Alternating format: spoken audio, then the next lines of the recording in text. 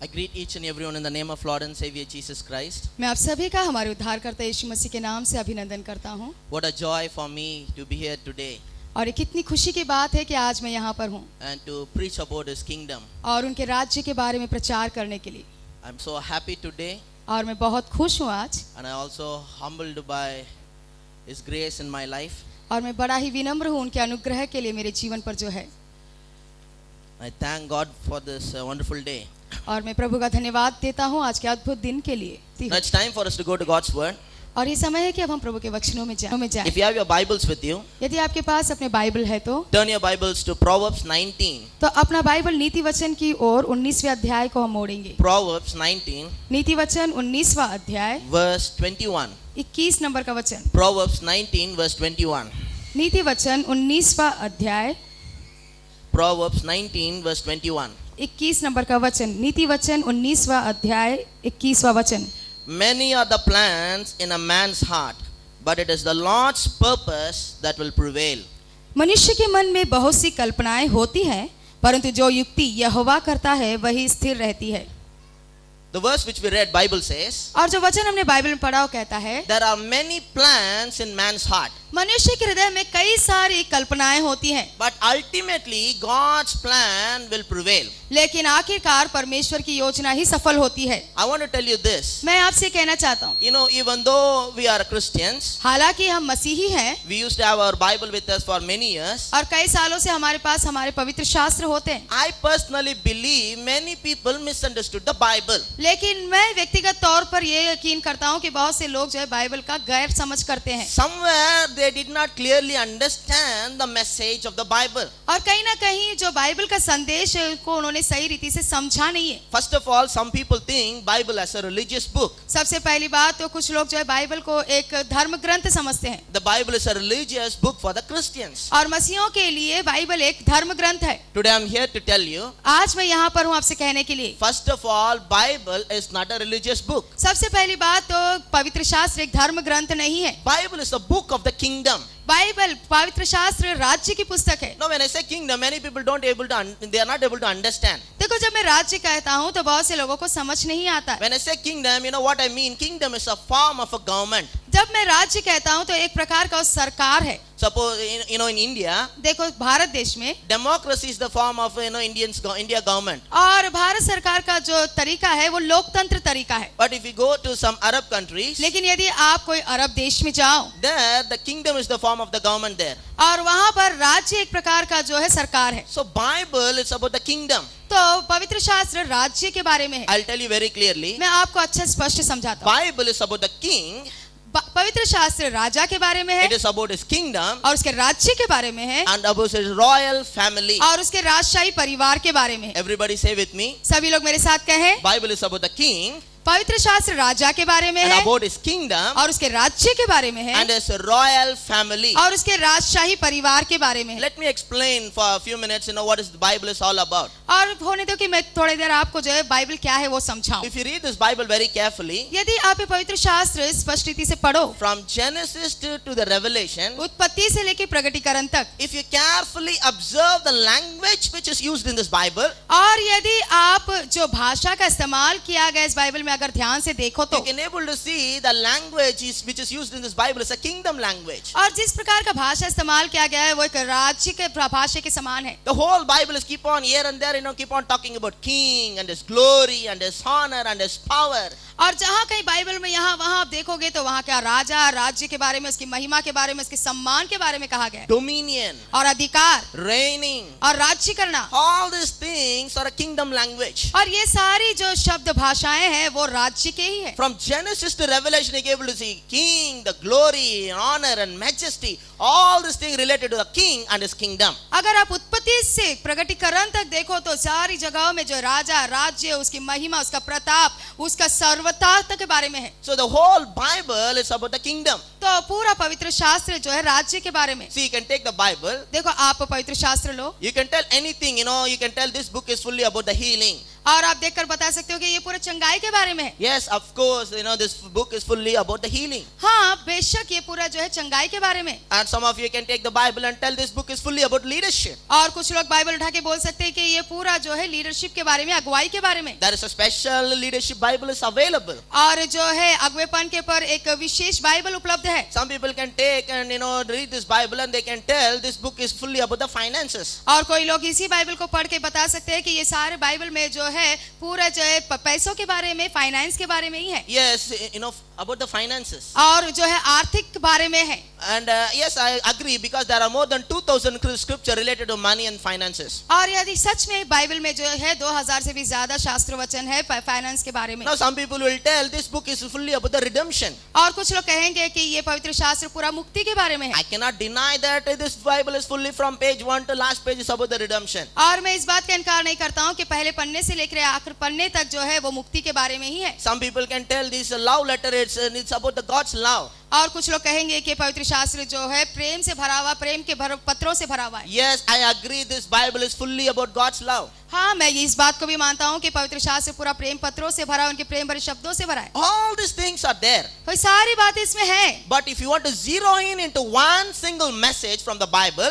लेकिन यदि आप इन सारे बाइबल में से एक संदेश अगर निकालना चाहते हो, you can able to see Bible is fully talking about God's kingdom. आप देख सकते हो कि बाइबल पूरा परमेश्वर के राज्य के बारे में कहता है। Today you have to change your thinking. आज आपको अपने विचार बदलने होंगे। I'm here to challenge your traditional thinking and I want to put new ideas into your mind today. आज मैं आपके पारंपरिक विचारों के बदले में चुनौती देते हुए नए राज्य के विचारों को डालने के लिए कहता हूँ। To begin with, I'm going to answer two questions. और शुरू करने के लिए मैं 2 सवालों से शुरू करता हूँ। Why did God create this earth? परमेश्वर ने इस पृथ्वी की रचना क्यों की? Why did God created man? परमेश्वर ने मनुष्य की रचना क्यों की? These are the two important questions should be answered properly. और ये 2 बहुत ही महत्वपूर्ण सवालों के जवाब आपको बराबर देना है। What is the question? सवाल क्या है? Why did God created this earth? परमेश्वर ने इस पृथ्वी की रचना क्यों की? Why did God created man? और परमेश्वर ने मनुष्य की रचना क्यों की? I will tell you this. मैं आपसे कहता हूँ। Some people explain this in this way.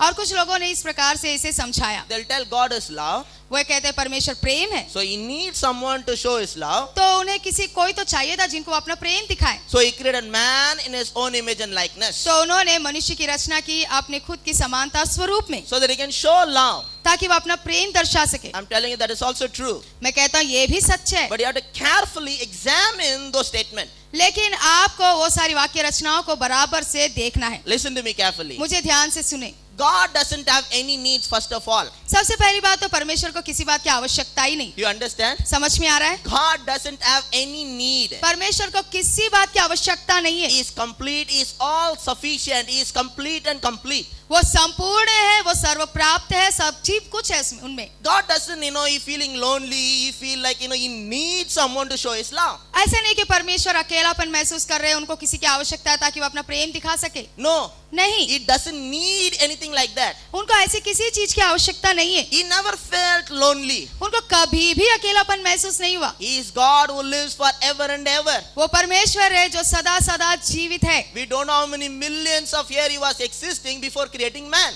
पता नहीं मनुष्य को रचने से पहले कितने करोड़ों साल से वो है। He never felt lonely. उन्होंने कभी अकेलापन नहीं महसूस किया। You understand? समझ में आ रहा है? God doesn't need anything. परमेश्वर को किसी चीज की आवश्यकता नहीं। I'll tell you one more thing. मैं आपको और एक बात कहता हूँ। Our God exists as the Father, Son and the Holy Spirit. हमारा परमेश्वर पिता, पुत्र और पवित्र आत्मा के रूप में रहता है। He exists as a Trinity. वो जो है त्रैकता में रहता है And they can love each other. और वो एक दूसरे से प्रेम कर सकते हैं। You understand? समझ में आ रहा The है? Father loves the Son and the Son loves the Holy Spirit and the Holy Spirit loves the Father. पिता पुत्र से प्रेम करता है, पुत्र पवित्र आत्मा से प्रेम करता है और पवित्र आत्मा जो है पिता से प्रेम करता And है। I want to tell you, my God doesn't need anything. और मैं आपसे कहता हूँ मेरे परमेश्वर को किसी चीज की आवश्यकता नहीं। He is full, he is satisfied, he is complete. वो भरपूर है, वो संपूर्ण है, वो पूर्ण है। Then why he created this earth? फिर उन्होंने क्यों इस पृथ्वी की रचना की? Then why he created this man? फिर उन्होंने क्यों मनुष्य की रचना की? Listen to me carefully. मुझे ध्यान से सुने। I want to tell you this. मैं आपसे ये कहना Our चाहता हूँ, God is a king. हमारा परमेश्वर राजा है। How many of you believe that? कितने लोग इस बात पर यकीन करते हैं, My विश्वास करते हैं? God is a king. मेरा परमेश्वर राजा है। And Bible says his kingdom is forever and ever. और बाइबल कहती है कि उनका राज्य सदा सर्वदा है। And Bible also tells us और बाइबल ये भी कहती है, there is a term used in the Bible is called as a kingdom of heaven. और बाइबल जो है स्वर्ग का राज्य ये शब्द इस्तेमाल करती है। By this term, understand where God lives in heaven, it is a kingdom. और ये वाक्य रचना से मुझे पता चला कि परमेश्वर स्वर्ग में रहता है जहाँ पर उसे राज्य कहा जाता है। In heaven, God is a king, और राज्य में परमेश्वर राजा है, and heaven is his domain. और स्वर्ग उनका अधिकार का स्थान है, He's a king in the heaven. और वो स्वर्ग में राजा है। And I want to tell you, heaven is like a country. और मैं आपसे कहना चाहता हूँ कि स्वर्ग एक देश के जैसा है। You understand? समझ में आ रहा है? It is not like a kind of a meditation center as some people think about heaven. और कुछ लोग जैसा सोचते हैं कि स्वर्ग जो है एक ऐसा जगह होगा जहाँ पर हम ध्यान करेंगे, ऐसा नहीं है। Some people think if you are in heaven, कुछ लोग सोचते हैं कि यदि हम स्वर्ग में हो तो maybe we are silent or maybe we are worshipping. हो सकता है कि हम वहाँ शांत रहेंगे या आराधना करेंगे, All these things will be there. ये सब होगा वहाँ। But I want to tell you, heaven is like a country. लेकिन मैं आपसे कहना चाहता हूँ कि स्वर्ग एक देश है, That is a God's kingdom. वो परमेश्वर का राज्य है। Like any other king कोई भी राजा के समान in this world, those who are king in this world, they want to expand their kingdom. देखो, इस दुनिया में जो कोई राजा होता है वो अपना राज्य बढ़ाना चाहता है, फैलाना चाहता You है। understand? समझ में आ रहा They है? want to expand their kingdom. वो अपना राज्य फैलाना चाहते हैं। They will do war and they will keep on expanding their kingdom. वे युद्ध लड़ते हैं और अपना जो है राज्य बढ़ाते जाते हैं। But here I want to tell you, लेकिन मैं यहाँ आपसे कहना when चाहता our हूँ, God decided to expand his kingdom, जब हमारे परमेश्वर ने निर्णय लिया कि अपना राज्य बढ़ाए, there is no place to expand. तो कोई जगह नहीं थी जहाँ पर वो अपना राज्य बढ़ाए, There is no other king to fight with him. और कोई दूसरा राजा नहीं था जिससे वो युद्ध करे। So he created a place called earth. तो उन्होंने ये पृथ्वी को रचा, इस जगह को रचा जिसे हम पृथ्वी कहते हैं। And then he decided, और फिर उन्होंने निर्णय लिया, I am not going to rule this place. मैं इस जगह पर राज्य नहीं करूंगा, My children, my kids are going to rule this place. मेरे बच्चे, मेरे शिशु यहाँ पर राज्य करेंगे। So he said, he's created man in his own image and his likeness, तो उन्होंने जो है मनुष्य को अपनी खुद के स्वरूप और समानता में रचा, and put the man in this earth, और मनुष्य को इस पृथ्वी पर रखा, and told the man, this is your domain. और कहा मनुष्य से कि ये तुम्हारा अधिकार का स्थान है, Heaven is my domain. और स्वर्ग में मैं अधिकार करूंगा, I will rule and have dominion over the heaven. मैं वहाँ राज्य करूंगा और मैं वहाँ शासन करूंगा। But earth is your domain. लेकिन पृथ्वी तुम्हारा अधिकार का स्थान है। When God created man, जब परमेश्वर ने मनुष्य को बनाया, what is the first thing he told to man? पहली बात क्या उस परमेश्वर ने मनुष्य से कहा? Worship me?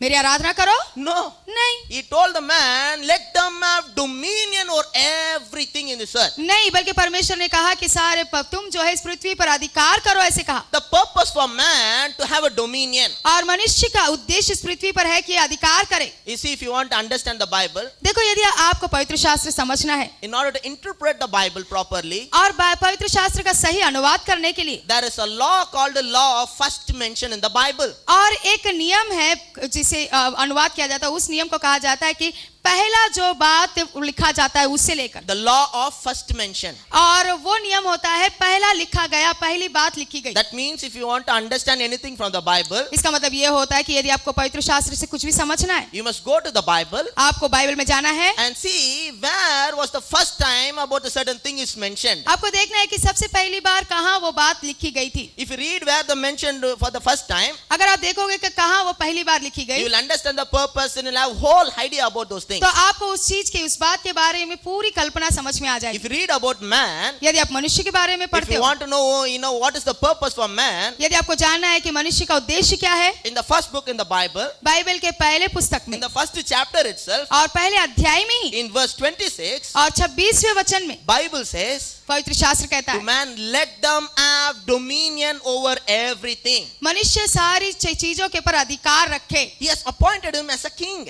और उन्होंने उसे राजा के जैसा नियुक्त किया। He said, I will take care of heaven. प्रभु ने कहा, मैं स्वर्ग को संभाल लूंगा, You people rule this earth on behalf of me. और आप लोग इस पृथ्वी पर मेरी ओर से राज्य करो। You are all king in this earth. आप सभी लोग इस पृथ्वी पर राजा हो, But above you, I will be king over you. लेकिन आप सभी के ऊपर मैं राजा रहूंगा। That is why इसीलिए our God is a king of kings. इसीलिए हमारा प्रभु परमेश्वर राजाओं का राजा है। That means we are all kings. He is a king of kings. इसका मतलब क्या होता है? हम सभी लोग राजा हैं और वो सभी राजाओं का राजा है। Hallelujah. Hallelujah.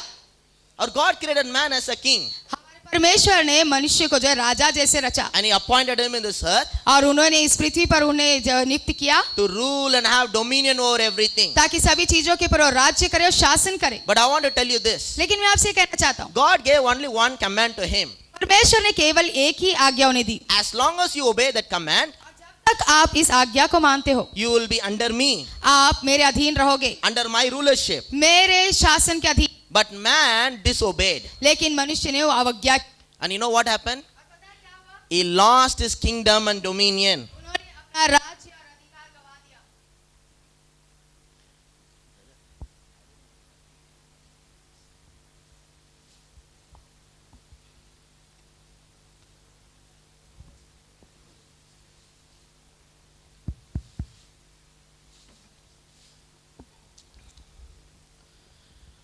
But by his sin, he lost his dominion. और पाप करते हुए उन्होंने अपना अधिकार गंवा दिया। And he was supposed to be a king. और वो राजा होना चाहिए He was था supposed to rule over everything. और सभी चीजों के ऊपर वो शासन करना चाहिए He था। was supposed to rule over sickness. यहाँ तक कि बीमारी पर भी वो राज्य करना था He was supposed to rule over finances. और सारे आर्थिक मामलों पे वो राज्य करना He था was supposed to rule over every kind of circumstances. और सारी परिस्थितियों पे वो राज्य करना था, Because God created man as a king. क्योंकि परमेश्वर ने मनुष्य को राजा के समान रचा He should have authority and dominion over everything which is in this earth. और इस पृथ्वी पर जो कुछ है उसके ऊपर वो अधिकार और शासन रखना था। But by his disobedience, Adam lost his dominion. लेकिन अपनी अवज्ञा की वजह से आदम ने अपने अधिकार को गंवा दिया। I will tell you one more scripture. मैं आपको और एक वचन बताता If हूँ। you read Psalms 8, यदि आप भजन संहिता 8वां अध्याय and पढ़ो if you read from verse 4 onwards, और यदि 4 नंबर के वचन से आप पढ़ो Psalmist is asking some questions. और भजनकर्ता को सवाल पूछता है He is asking, what is the man that you are mindful of him? और वो पूछता है कि मनुष्य क्या है कि तू उसकी इतनी चिंता करता है And son of man, you are visit him.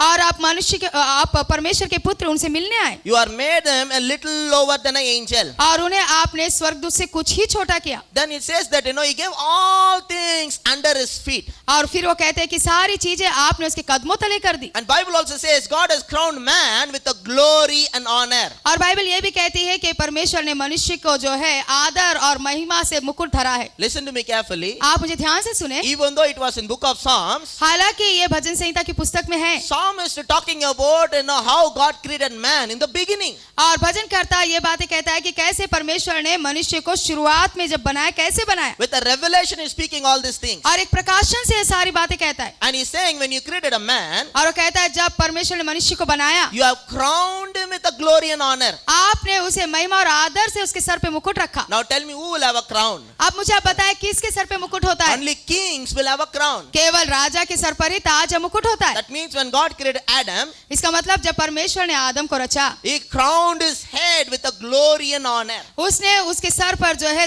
आदर और महिमा का ताज रखा And he was supposed to be a king. और वो एक राजा होना चाहिए था। In the Garden of Eden, there was a crowning ceremony was going on. और आदन की वाटिका में जो है ताजपोशी का एक समारोह हो रहा था I believe it will be very glorious. और मैं विश्वास करता हूँ कि वो बहुत ही महिमा कारक रहा With a होगा lot of angels and with a lot of music. और बहुत से स्वर्गदूत और बहुत से म्यूजिक के साथ And the crowning ceremony was going on in the garden. और वहां पर ताजपोशी का समारोह आयोजन हुआ होगा। God put a crown upon Adam's head. और परमेश्वर ने आदम के सर पे जो है ताज रखा होगा He appointed him as a king in this earth. और इस पृथ्वी पे उन्होंने उसे राजा नियुक्त किया होगा। But he lost his dominion by disobedience. लेकिन अवज्ञा करते हुए उन्होंने जो है वो सारे अधिकार को खो दिया। The person who's supposed to be a ruler, जो व्यक्ति को शासन करता होना चाहिए था and he began to rule by everything else. बल्कि ऐसा हो गया कि बाकी सारी चीजें उस पर अधिकार करने And लगी because of Adam's sin, और आदम के पाप की वजह से sickness began to rule over us. और बीमारी हम पर राज्य करने लगी। Lack and want and poverty began to rule over us. कमी घटी गरीबी हम पर राज्य करने लगी। We feel like a victim of circumstance. ऐसे लगता है कि मानो हम हालात के शिकार हो गए। Did you see a lot of people used to say like this? देखो बहुत से लोग ऐसे कहते हैं What is in our hand, brother? हमारे हाथों में क्या है brother? Everything is in God's hand. सब कुछ प्रभु के हाथ में। We are nothing, we are nobody. हम कुछ भी नहीं है, हम कुछ भी नहीं है।